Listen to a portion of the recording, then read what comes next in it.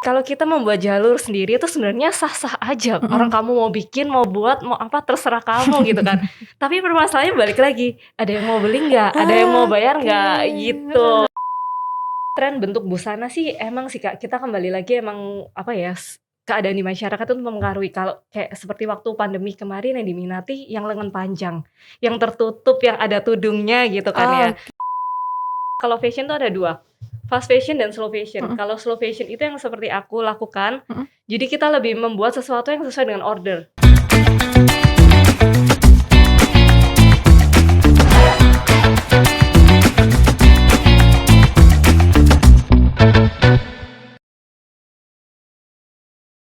Halo Tribuners, kembali lagi bersama saya Lutfi Husnika.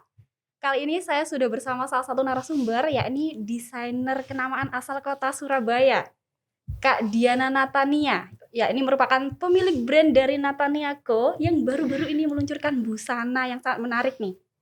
Yakni busana berbahan kain shibori seperti yang saya pakai siang hari ini. Selamat datang Kak Natania. Selamat datang Kak. Yeay, kita Selamat ketemu datang. lagi.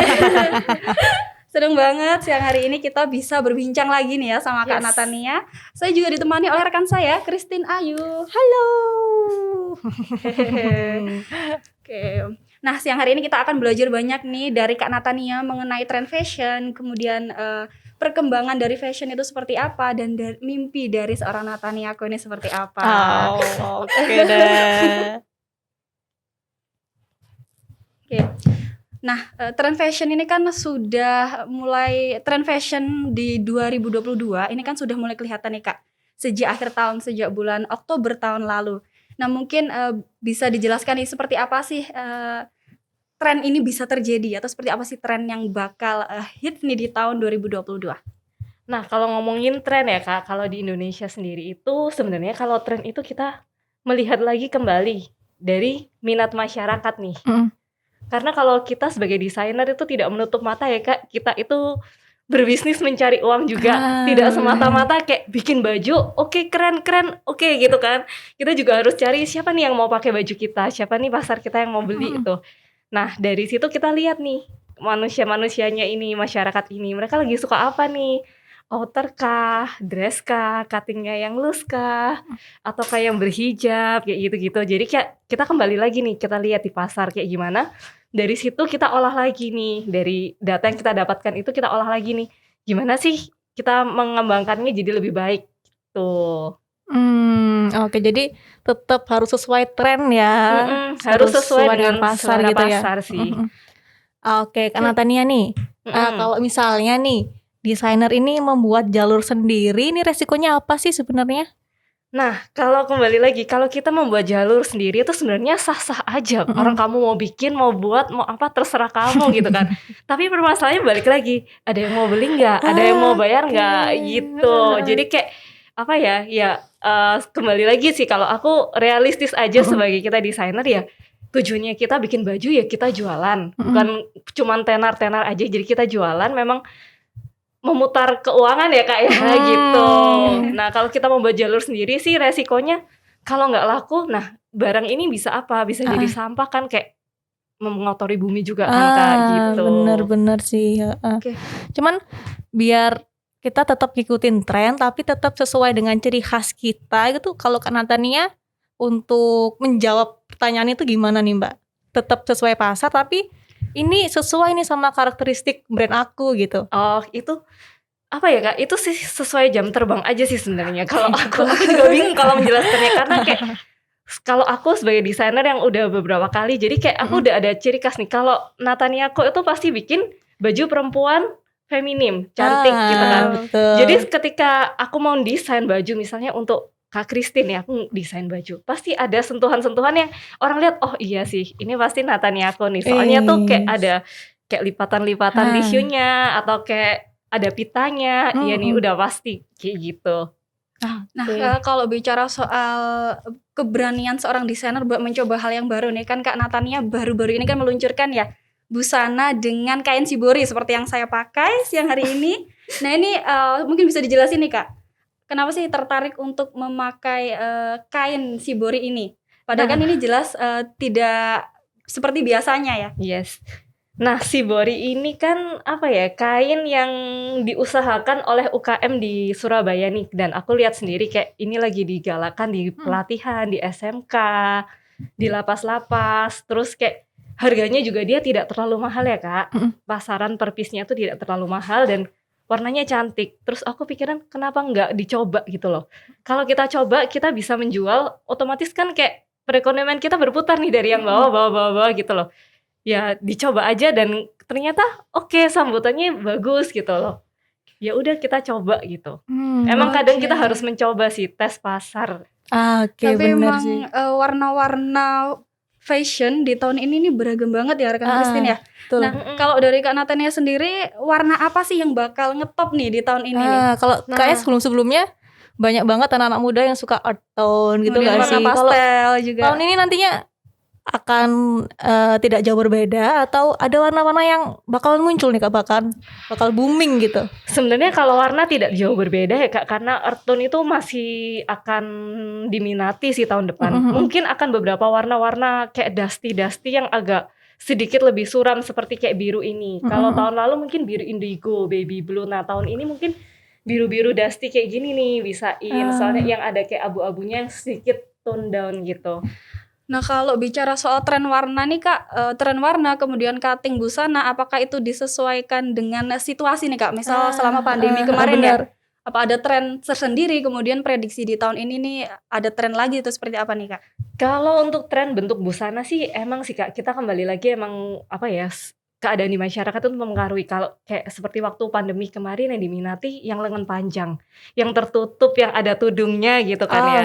Kalau untuk yang sekarang mungkin apa ya, karena aku basicnya baju pesta, baju wanita, jadi mungkin lebih nggak terlalu berbeda sih. Kalau misalnya kalau yang wanita ya tetap aja rok sesuai selera dan sesuai tempat aja sih Kak. Oke, berarti kalau dari warnanya sendiri juga karena situasi pandemi ada pergeseran misalnya nih, sekarang warnanya lebih dusty karena orang-orang cenderung di rumah nggak suka yang gonjreng-gonjreng gitu, bisa nggak sih? Jadi bisa jadi Kak, jadi kayak mereka karena udah sering di rumah, udah males istilahnya ya keluar kayak ketemu masyarakat, jadi udah kita kayak tone down, jadi kayak warna-warna kayak gini tuh diminati banget deh. Apalagi kayak sekarang tren kayak drama-drama Korea kayak gitu kan. Tidak memungkiri ya kalau di Indonesia itu memang peminatnya sangat tinggi. Jadi dan mereka juga warna-warna kayak gini pakainya yang kayak tone down gitu. Jadi ya kembalilah kita. Oke. Kalau dari Kak Natania sendiri nih, kekhasan apa sih yang mau dimunculkan nih di busana-busananya terutama di tahun ini? Untuk tahun ini kayaknya aku memang mau coba shibori ini satu. Ini yang sudah aku coba dan lumayan berhasil. Dan untuk kedepannya sih mungkin aku mau coba pakai mungkin batik atau tie-dye gitu mungkin sih. Tapi kayak aku harus eksperimen dulu mana yang bagus. Karena kalau batik kan kayak banyak aturannya ya Kak ya. Kita nggak bisa sembarangan potong motifnya, nggak bisa sembarangan taruh dia di mana kayak gitu sih. Berarti cuman kalau misalnya pakai shibori atau tie-dye atau batik kan gampang susah mungkin ya Kak. Karena kan dia udah motifnya udah full gitu. Caranya nanti biar warnanya nggak saling nabrak, ataupun kalau misalnya nabrak jadi tetap bagus, itu gimana sih caranya? Atau ini meskipun motifnya kayak gini tapi tetap sesuai dengan karakteristiknya Kak Natania nih, gimana? Kalau aku sih biasanya ya, aku nggak akan pakai full ini dalam satu baju. Jadi kayak aku kemungkinan aku akan kombinasi dengan bahan lain yang satu tone tapi mungkin polos, dan aku kasih detail beading yang emang sesuai dengan ciri khas aku gitu. Oke, jadi tetap pakai inovasi yang baru tapi kita kombinasikan dengan ciri khas kita dan emang yang biasa kita lakukan. Jadi kan akan menjadi ciri khas kita tapi lebih upgrade. Oke, asik. Jadi kita tunggu ya nanti busana dari Kak Natania harus ada dalam waktu dekat ya. Benar. Itu yang susah. Nah, ini menarik juga nih Kak. Tadi Kak Natania kan nyebutin nih bakal memadukan kain ya. Gimana sih dari Kak Natania sendiri buat menyelaraskan antar kain nih? Mungkin kalau kain untuk shibori atau batik itu kan berbeda nih. Untuk dipadukan dengan kain lain seperti apa sih Kak? Kalau untuk dipadukan dengan kain lain tergantung jenis busananya dulu nih, kita mau bikin apa. Nah kalau misalnya, kalau aku kan biasa dress, jadi aku bahasnya dress aja ya. Jadi dress, kalau misalnya kayak bahannya yang seperti ini, aku kombinasikan, mungkin aku tidak akan pakai satin atau bahan yang shiny karena dia kan motif emang bahannya itu doff ya Kak ya. Mungkin aku akan kombinasikan dia dengan taffeta.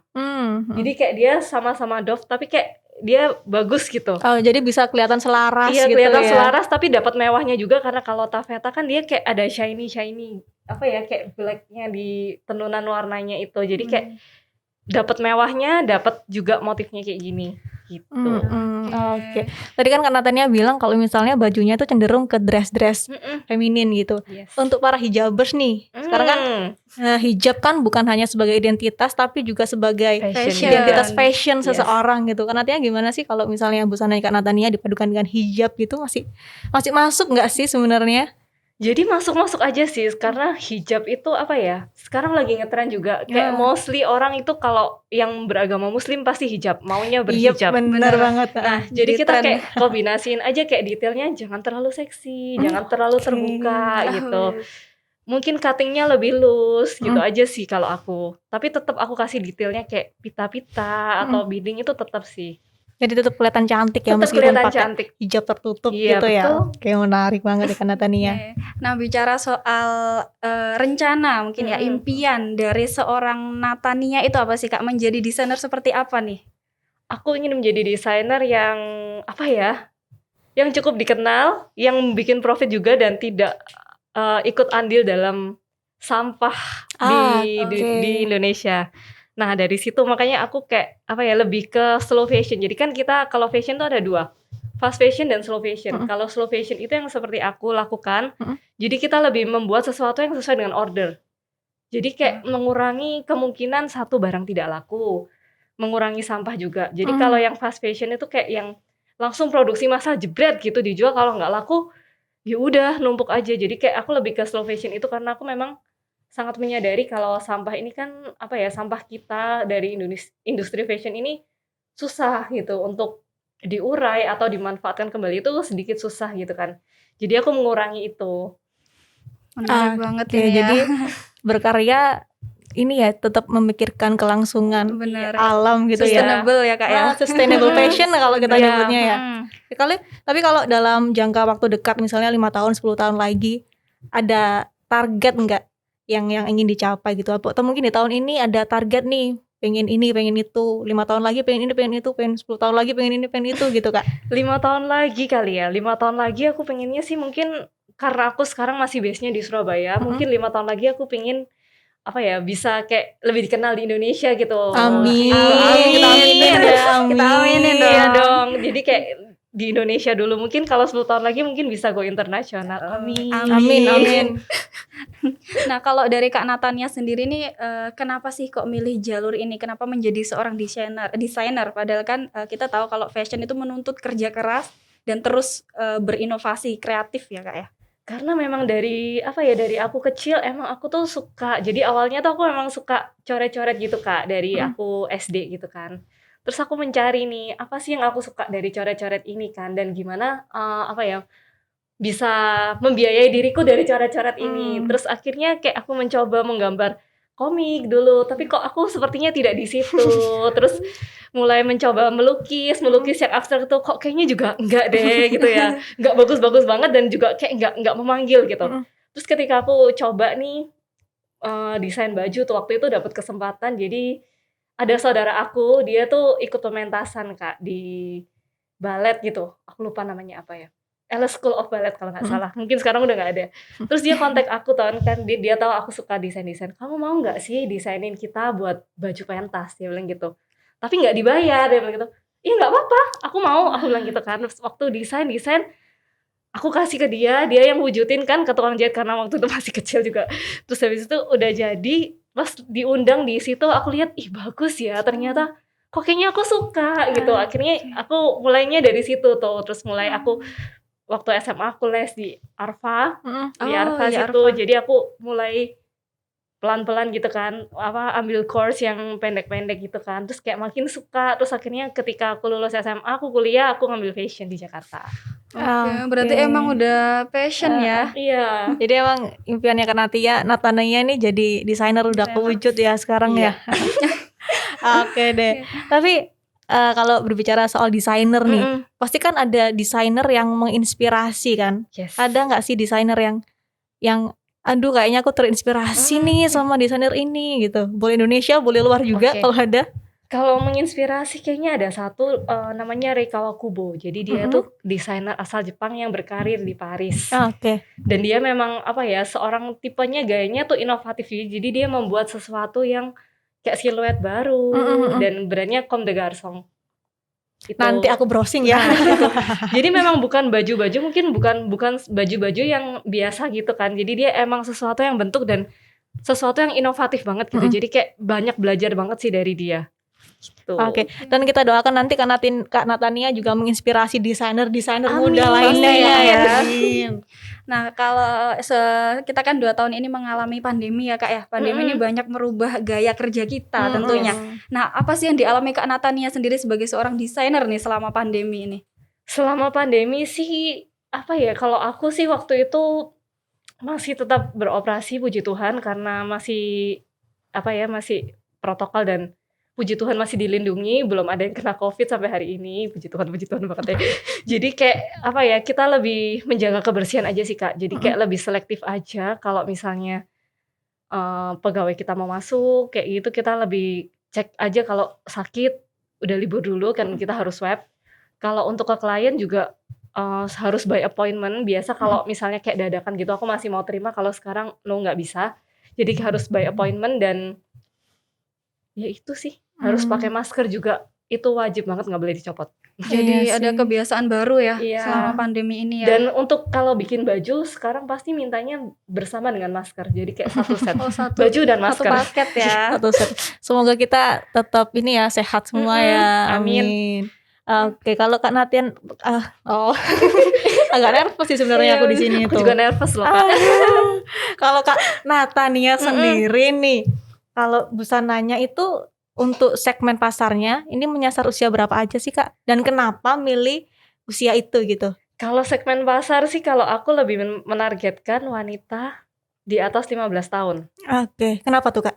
Karena mereka biasanya kalau di atas 15 tahun mereka sudah membutuhkan baju yang yang ekstra, maksudnya yang memang harus di custom gitu. Kalau usia 17 mereka mau sweet 17 mereka butuh baju.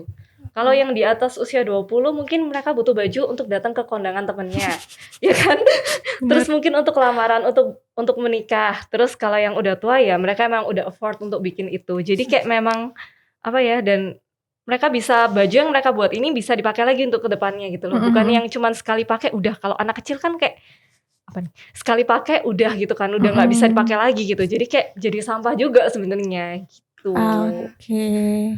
Nah sekarang kan kita tahu nih Kak ya, masa sulit ya, masa yang serba sulit ya. Kita melihat peluang itu kan juga susah ya, apalagi daya beli masyarakat juga masih belum pulih. Nah ini gimana sih Kak Natania sebagai desainer nih, supaya bisa tetap survive, bertahan dan bisa mendapatkan peluang. Jadi peluang apa nih yang dimasuki oleh Kak Natania? Nah itu Kak Natania kayaknya mic-nya kurang deket deh, biar kita bisa mendengar lebih jelas nah, gitu. Jadi kalau peluang sih, kalau aku sih emang tipenya nggak bisa diem ya Kak. Jadi aku meskipun pandemi harus ada karya gitu kan. Jadi aku mengumpulkan teman-temanku yang emang sama-sama kita berpassion untuk marilah kita membuat karya bersama gitu ya kan. Dari membuat pemotretan, jadi kita membuat peluang untuk kita masing-masing gitu. Dan beberapa kali juga nih diliput oleh Tribun, terima kasih banget sudah memberikan kita tempat. Jadi kita membuat karya-karya di selama pandemi, dari yang banyak banget ya yang diliput. Ada yang Korea, ada yang pri cantik juga pernah diliput juga. Terus yang paling baru kemarin tuh yang ini Shibori. Yang ini ya Shibori.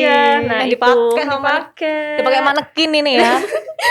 Jadi keren banget memang busananya. Jadi itu emang kita bekerja bersama, mencari peluang sendiri, dan kita posting gitu. Jadi kayak orang klien kita lihat, oh iya Natania aku masih aktif, dia masih mendesain baju. Jadi ketika mereka udah saat seperti ini, ketika keadaan mulai membaik ya, mereka masih ingat, oh iya Natania aku masih buka butiknya, masih ada karyanya, udah bikin di sana aja gitu. Dan kayaknya kolaborasi emang jadi kunci penting gak sih selama pandemi ini? Jadi desainer, fotografer, media kayaknya dengan berkolaborasi kita jadi lebih hidup kali di masa pandemi ini. Benar-benar. Jadi kayak lebih lebih ada karya gitu kan. Jadi kita kayak dalam tanda kutip mengurangi stres ya Kak, karena kan emang ya nggak mungkin saling kita menguatkan juga. Kita saling menguatkan, emang ya udah inilah keadaan kita nggak boleh kalah dengan Nah. keadaan, jadi kita tetap harus maju gimana pun caranya. Betul, karena tahun kemarin ini kayak parah banget nggak sih pandemi ini, stressful Parah banget emang. Iya, emang stressful banget dan emang sempet kosong selama beberapa bulan sih Kak. Jadi kita kayak mengisinya ya itu, udah kita berkolaborasi aja, kita nggak usah pikirkan ketika semua ini berakhir kita juga akan kembali survive kok. Jadi kayak ya udah Oke, menjalan. luar biasa sekali Luar dari biasa Natania. sekali. Baiklah Christine dan Tribuners, kita hari ini banyak belajar ya dari seorang Diana Natania, pemilik brand dari Natania Co.